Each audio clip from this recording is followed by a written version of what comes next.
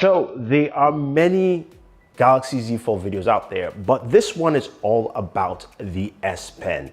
And I think this device adds a lot more with the SPen built into it. Now, the Z Fold has SPen capabilities within the internal display, not the external display. I repeat, you cannot use it on the external display, only the internal display, which has the Wacom layer and allows the functionality of an SPen. Now, you can only use two SPens with the Galaxy Z Fold 3. So there's the Z Fold SPen, which is great. It's small, it kind of fits this device. And then there's the SPen Pro, which is a larger SPen. And this will work, the SPen Pro will work with all your Galaxy devices, all the way to the Galaxy Note, the S21 Ultra, as well as also your tab devices and as well as your Galaxy laptops that support SPen. So that is the ultimate SPen. Now that SPen has a switch on it, which allows you to switch between SPen Pro functionality and Z Fold. Why is that? Well, two things.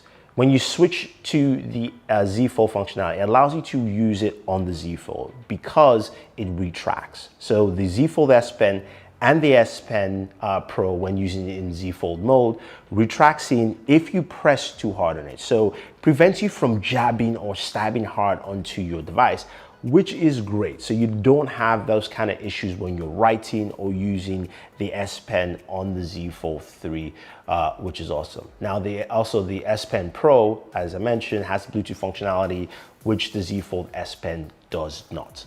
So speaking of the SPen itself for the Z Fold SPen is nice, it's small.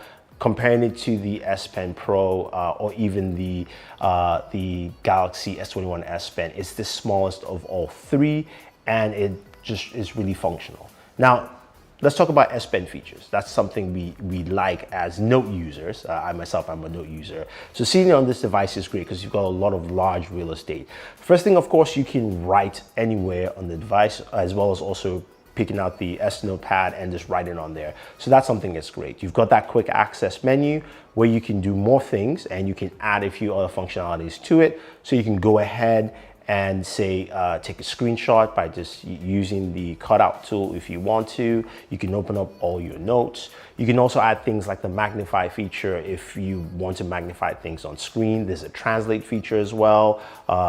So there's so many features you can add to it with the SPen, which is great. But of course, I just love writing and drawing because I'm terrible at drawing, but it's a great feature to have on this device. And I think a lot of people like it. There's also a SPen case for the Z Fold 3, which allows you to slide the SPen at the back. It's a really nice looking case, and I think that's one I'll go with my Z Fold 3, and I think it fits it right well, so that's something to take note. In terms of pricing, I'm not exactly sure. They really didn't give me pricing, but I would say it's probably around $69 or so. Just don't quote me on it. Now, the other cool feature, of course, with the Galaxy Z Fold 3 is that you've got an under display camera under your large display, which is great. So which means you've got that full real estate, you can game, you can also watch content, and that doesn't block anything for you. So that is pretty cool. Now, there's so much more to the Galaxy Z Fold 3, and I'll be doing more videos on it. Gaming videos coming next. So if you have any questions about it, let me know, or give me your thoughts on the Z Fold SPen. Is that something you'll be picking up, or you just don't care about it? And I remind you guys again, one more time, please, you cannot use the SPen on the front display. You can only use it on the internal display. So always enjoy your entertainment.